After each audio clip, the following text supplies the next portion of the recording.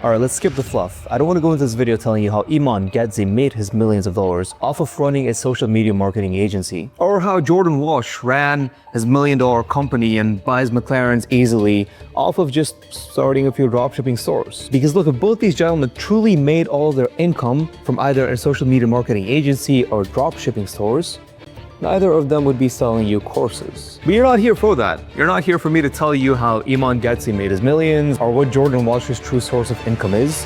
You're here because you actually have a genuine interest in either starting a social media marketing agency or running a successful dropshipping store. And you want to know if in 2025 or at all today, there's any sort of a business use case for those two businesses. Without any further ado, ladies and gentlemen, let me give you my honest opinion on these two businesses for 2025. As someone who successfully ran both businesses, a social media marketing agency, specifically creative agency, and multiple successful dropshipping stores, my short answer to all of you is that these business models are not worth it based on how you're taught to start these business models. Let me reiterate.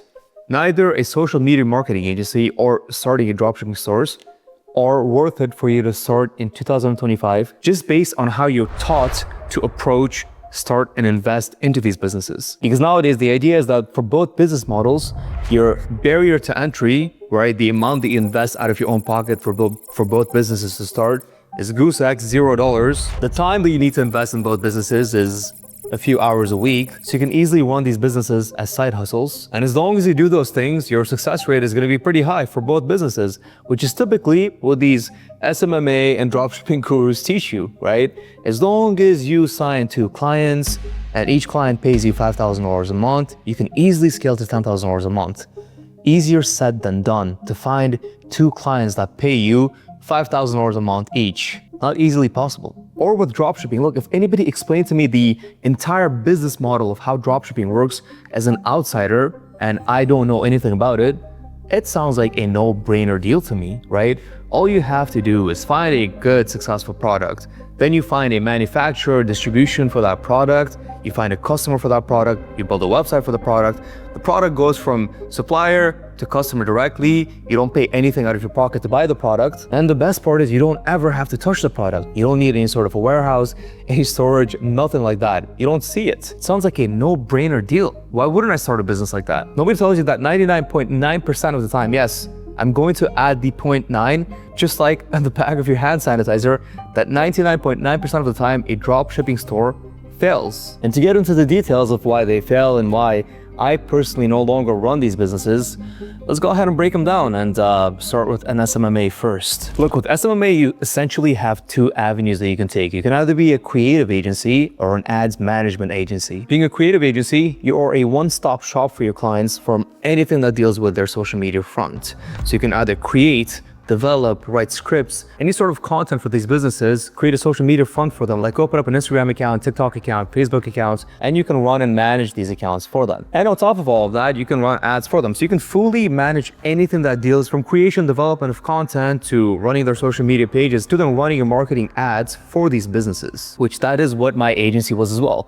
I had a creative agency, and for my clients, we did that for them. We opened up a social media front for them, we created content for them, and then we managed that content for them as well. And for these businesses, we also ran ads. Or on the other hand, it could just be an ads agency where all you do is you run ads for these businesses, which is truly what a lot of SMMA agencies are. So then why did I stop running my agency? It sounds like it was successful, sounds like I had clients, sounds like I was making money. And the answer is I had clients, I was making money, I was creating content, I was managing and running ads. I was managing and running social media pages for these clients. And I stopped doing it for 2 reasons. Number one, I started my agency because it was purely a trial thing I wanted to do for YouTube. I wanted to see if I can successfully run an agency as a side hustle, which is my second problem. I thought I could run a full-time agency as a side hustle. And the reason why I had any sort of success in this business at all was because I've been in this business space for a long time. I've developed a lot of connections with business owners. So I was able to easily reach out to a few friends and be like, hey, I have an agency that can do these things for you. Would you be interested in having my agency run and manage anything that deals with your social media front? And some of my friends were like, yeah, of course, do it for us. So I was able to easily find clients. Whereas for you, it's not gonna be that easy. You are probably not gonna have the same connections that I have. you are probably going to be starting all of this from fresh, which means that you're going to have to dedicate thousands of hours on cold emailing, thousands of hours on cold calling. You're going to have to actually walk business to business and try to find your clients.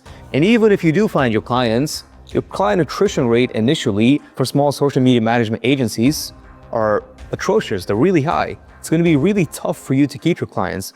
And I know you're going to be like, yeah, but I'm going to make them sign an agreement for them to stay with me for 6 months. Look, you're a small business, your agreements really truly mean nothing, because imagine you sign a client, he signs with you for $1,000 a month for 6 months. You find somebody else that can do the same thing for $700 a month. Realistically, if he leaves you, you're not big enough and don't have the legal capabilities to pursue him over $1,000 a month. Your legal fees alone are going to be 10 times higher than what he owes you. So you're not going to press any charges realistically. So your client attrition rates are, again, going to be really high. So in gist, is a social media marketing agency scalable? Is it a good business? In reality, again, if you're going to go into thinking it's going to be easy, you're going to have to dedicate no time to it.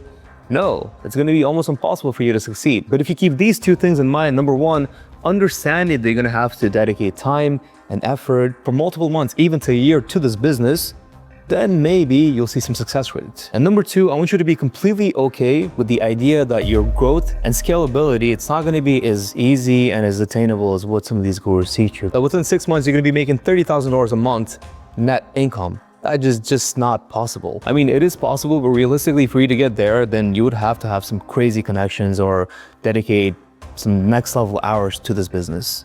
But with the hours that you want to dedicate and the efforts that you want to dedicate to this business and the knowledge that you have initially as a newcomer to the SMMA world, you're really it's gonna take you a while before you can get to a $30,000 a month net income. Drop shipping. So I took drop shipping a little bit serious in the sense that not only did I have what I thought were killer products, but I had my own brand. I called it Z Dibs. But I thought it was a cool website, cool logo, and a cool branding, right? And through my brand, I had a few products. One of them was a beeswax wrap, which was a reusable wrap or cloth that was full of beeswax. It was a natural way for you to reuse and cover your food items instead of using saran or aluminum wraps. And you put it in your fridge, you know, your food stays fresh, you take it out, you're able to wash the cloth and reuse it again. And it was a way for you to stay green and eco-friendly. My other product was an iLunch kit, which was a kid's lunch kit where they could easily cut their sandwiches into cute little shapes like dolphins and other animals, and they're able to easily eat that because now their sandwich looks like a dolphin, looks like another animal. And my third product was an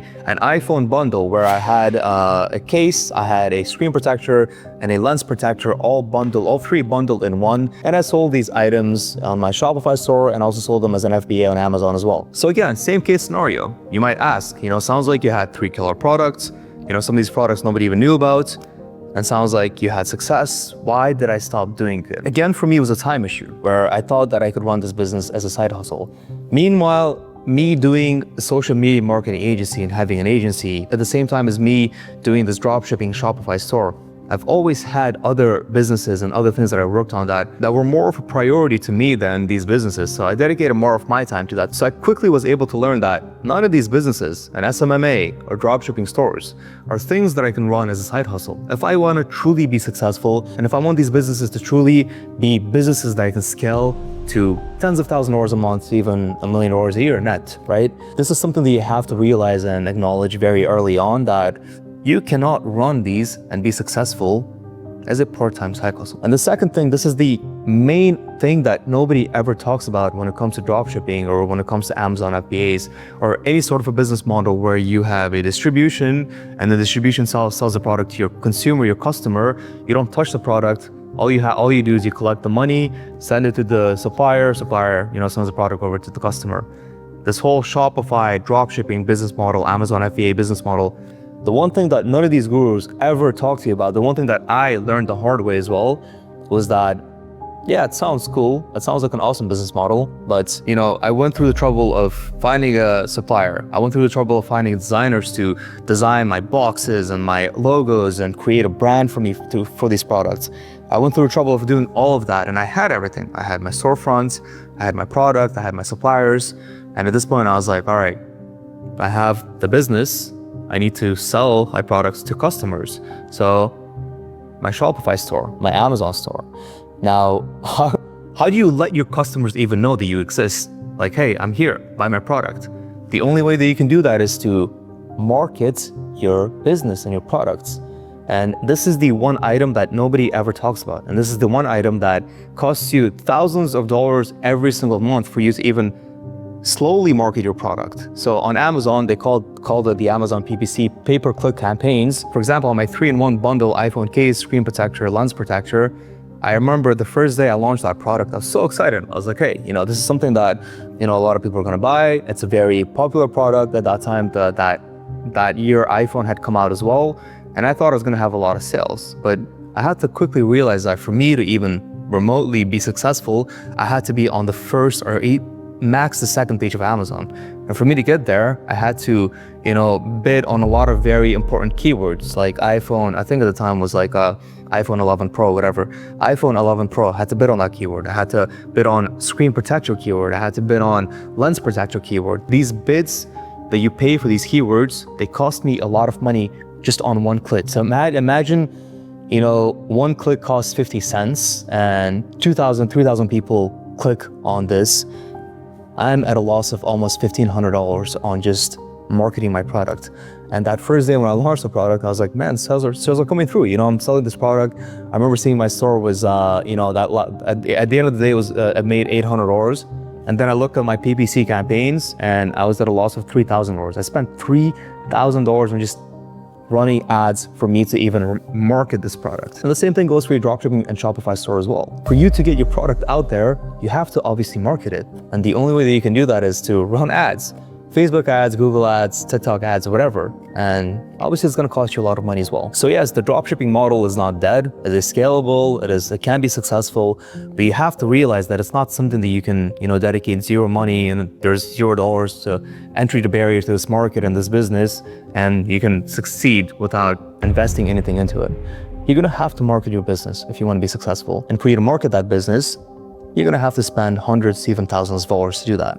And for the first few months, you're gonna have to even take a loss and be okay with that, which a lot of these stores do. So ladies and gents, to summarize the entire point I'm trying to make here, I personally don't think that an SMMA business model or dropshipping business model is currently worth it. First of all, it's a very saturated market. Second of all, it is not what you thought it was. It's not something that you can do as a side hustle and be successful. You're gonna have to dedicate a lot of time to it. You're gonna have to dedicate money to this business to be able to become successful. And I personally think there's other areas, other businesses that you can start that are a lot more successful than this. As always, thank you for watching. I wish you success, and I'll see you guys in the next video. Peace.